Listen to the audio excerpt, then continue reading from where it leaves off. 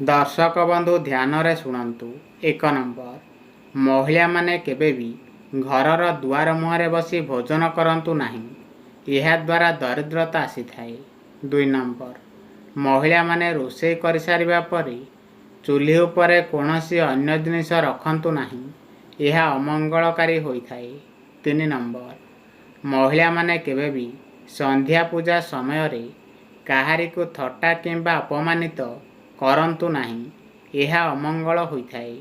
4 number महिला माने केबे भी लुण रखुथुवा पात्र को खोला रखंतु नहीं, यह द्वारा घरे धनर अभाव होइथाए।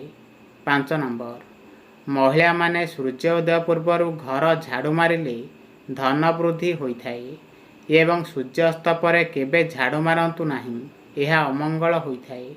6 नंबर महिला माने जदि किछि धड़ा रंगर जिनिस को काहाको दान करती तेबे घरे केबे धनर अभाव हेबो नहीं। 7 नंबर जेउ महिला मानक पादर आंगुठी मध्यरे अधिक फांका रही थाए सेमाने धन संचय करि पारि नथांती। 8 नंबर जेउ महिलांकर पादर आंगुठी गुड़ाक लागी करि थाए एवं कोमल होई थाए से बहुत सौभाग्यशाली होइथांती। 9 नंबर जेउ महिलांकर हाथ पापुली कोमल एवं हाथरे पद्म पताका माछ शंख चिन्ह थाए सेमानक स्वामी धनवान होइथाए। 10 नंबर जेउ महिला मानकर बाम हाथरे बेकरे गालरे ओठरे ओ कानरे तिल चिन्ह थाए सेमाने सुख भोग करिथांती। 11 नंबर जेउ महिला मानकर हाथ कोमल होई थाए, लोम न थाए, कांध टिके आगकु थाए सेमाने जीवन रे बहुत सुख भोग करिथांती। 12 नंबर जेउ महिला माने हसिला बेले पाटी अल्प खोली थाए एवं दांत देखा जाए नहीं से स्वामी पाई सौभाग्य आनिथांती। 13 नंबर जेउ महिला मानकर जीभ पतला लाल एवं कोमल होई थाए सेमानंको उत्तम पति एवं सौभाग्य प्राप्त होई थाए। 14 नंबर जेउ महिला मानकर पाटी उपरे 16टी एवं तले 16टी दांत क्षीर परी सफा थाए से स्वामीर प्रिय होई थाए। 15 नंबर जेउ महिला मानकर ओठ मझिरे रेखा देखा जाए सेमाने अत्यंत सौभाग्यशाली महिला होइथांती। 16 नंबर शरीर विज्ञान अनुसार जेउ महिलांकर मुहं टिके छोट होई थाए सेमाने पुरुषंक पाई बहुत मंगलकारी अटंती। 17 नंबर जेउ महिला मानक नाकर अग्रभाग अल्प लंबी थाए सेमानंको बहुत सुख और सौभाग्य प्राप्त होई थाए। 18 नंबर जेउ महिला मानकर बेकरे 3टी रेखा पड़ी थाए सेमानक स्वामी ऐश्वर्यशाली होइथांती। 19 नंबर जेउ महिला मानकर बेकरे घंटिका उच्चा होई थाए सेमाने सौभाग्यशाली महिला होइथांती। 20 नंबर जेउ महिला मानकर बेक 4 आंगुली विशिष्ट सुंदर और सुढळ सेमाने उत्तम लक्षणयुक्त महिला अटंती।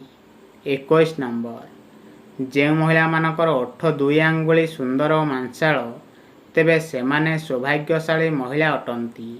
22 नंबर जेउ महिला मानक गाल गोल सुंदर और शिर देखा जाए सेमाने दैवीयुक्त महिला अटंती। 23 नंबर जेउ महिला माने सकाळे और संध्यारे घरे देवी देवतांकु धूप दीप देई पूजा करंती सेमाने भाग्यवती होइथांती। 24 नंबर जेउ महिला माने सकाळे और संध्यारे घरे देवी देवतांकु धूप दीप देई पूजा करंती सेमाने भाग्यवती होइथांती। 25 नंबर जेउ महिला माने आस्तिक क्षमाशील दानशील बुद्धिमान एवं कर्तव्यपरायण सेमाने साक्षात लक्ष्मी स्वरूप अटंती। 26 नंबर जेउ महिला मानकर कंठ कोमल एवं कथबार्ता धीर होई थाए सेमाने अत्यंत सौभाग्यशाली महिला अटंती। 27 नंबर जेउ लोकंकर स्त्री थाई पर स्त्री सह रमण करे ସେହି ବ୍ୟକ୍ତିର ସ୍ତ୍ରୀ ଦୁଶ୍ଚରିତ୍ରା ଓ ଚରିତ୍ରହୀନା ହୋଇଥାନ୍ତି। 28 ନମ୍ବର ଯେଉଁ ନାରୀ ନିଜ ସ୍ୱାମୀ ମନରେ ଦୁଃଖ ଦେଇଥାଏ ତାଙ୍କ ପରିବାରରେ ଅଶାନ୍ତି ଦେଖା ଦେଇଥାଏ ଏବଂ ନାନାଦି ପ୍ରକାର ବାଧାବିଘ୍ନ ଆସି ପହଞ୍ଚିଥାଏ। 29 ନମ୍ବର, ଯେଉଁ ନାରୀ ଶାଶୁ ଶ୍ୱଶୁରଙ୍କୁ ଅବମାନନା ତଥା ହତାଦାର କରିଥାଏ ସେହି ନାରୀର ସ୍ୱାମୀ ସକଳ ବିପଦରେ ପଡ଼ିଥାଏ। 30 ନମ୍ବର, ଯିଏ ପରନାରୀ ପରସ୍ତ୍ରୀ ଅନୁଡ଼ା କନ୍ୟା ପରଝିଅ ଓ ପରବୋହୂମାନଙ୍କ ସାଙ୍ଗରେ ସଙ୍ଗମ କରେ ସେ ପରଜନ୍ମରେ ନୀଚ ଯୋନିରେ ଜନ୍ମଗ୍ରହଣ କରିଥାଏ। ସେ 7 ଜନ୍ମ ଯାଏ ନର୍କ ଭୋଗିଥାଏ। 31 ନମ୍ବର, ଯେଉଁ ମହିଳାମାନଙ୍କର ଆଖି ପାରା ସ୍ୱଭାବର ହୋଇଥାଏ ସେମାନେ ଭାରି କପଟୀ ସ୍ୱଭାବର ହୋଇଥାନ୍ତି।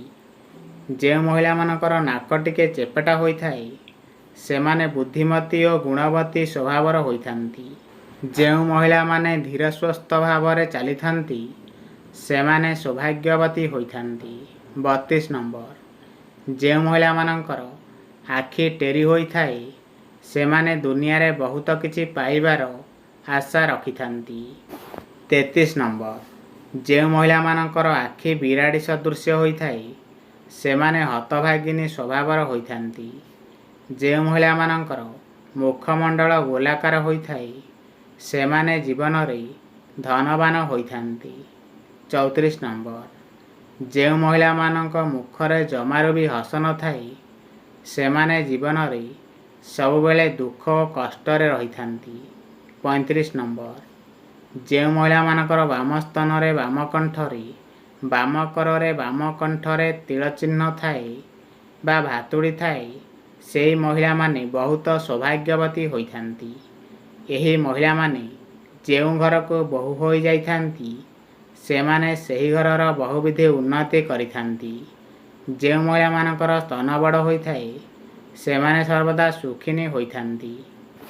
36 ନମ୍ବର, ଯେଉଁ ମହିଳାମାନଙ୍କର କଟି ସରୁ ଓ ସ୍ତନ ସରୁ ସେହି ମହିଳାମାନେ ଖରାପ ଚରିତ୍ରରେ ପ୍ରାୟ ହୋଇଥାନ୍ତି। ଯେଉଁ ମହିଳାମାନଙ୍କର ପେଟ ସର୍ପ ପରି ହୋଇଥାଏ ସେମାନେ ବହୁତ ଭୋଜନ ପ୍ରେମୀ ହୋଇଥାନ୍ତି। 37 ନମ୍ବର, ଯେଉଁ ମହିଳାମାନଙ୍କର ଦାନ୍ତ ବଡ଼ ବଡ଼ ହୋଇଥାଏ ସେମାନେ ବହୁତ ରାଗୀ ସ୍ୱଭାବର ହୋଇଥାନ୍ତି। ଯେଉଁ ମହିଳାମାନଙ୍କର ଲାଲ ପଦ୍ମ ପରି ଦେଖାଯାଇଥାଏ ସେମାନେ ଜୀବନରେ ବହୁତ ସୁଖ ସମୃଦ୍ଧି ଅର୍ଜନ କରିଥାନ୍ତି। 38 ନମ୍ବର, ଯେଉଁ ମହିଳାମାନଙ୍କର ଆଖି କୋଇଲି ପରି ଦେଖାଯାଉଥାଏ ସେମାନେ ବହୁତ ବୁଦ୍ଧିମତୀ ହୋଇଥାନ୍ତି। ଯେଉଁ ମହିଳାମାନଙ୍କର ମୁଖମଣ୍ଡଳ ଅତି ସରୁ ବା ଗୋଜିଆ ହୋଇଥାଏ ସେମାନେ ବହୁତ ଜିଦଖୋର ସ୍ୱଭାବର ହୋଇଥାନ୍ତି। ଯେଉଁ ମହିଳାମାନଙ୍କର ନାକର ଅଗ୍ରଭାଗରେ କଳାଜାଇ ଚିହ୍ନ ରହିଥାଏ ସେହି ମହିଳାମାନେ ସୌଭାଗ୍ୟବତୀ ହୋଇଥାନ୍ତି। 39 ନମ୍ବର, ଯେଉଁ ମହିଳାମାନଙ୍କର କପାଳରେ କଳାଜାଇ ଚିହ୍ନ ରହିଥାଏ ସେହି ମହିଳାମାନେ ଧନବାନ ଓ କୀର୍ତ୍ତିବାନ ହୋଇଥାନ୍ତି।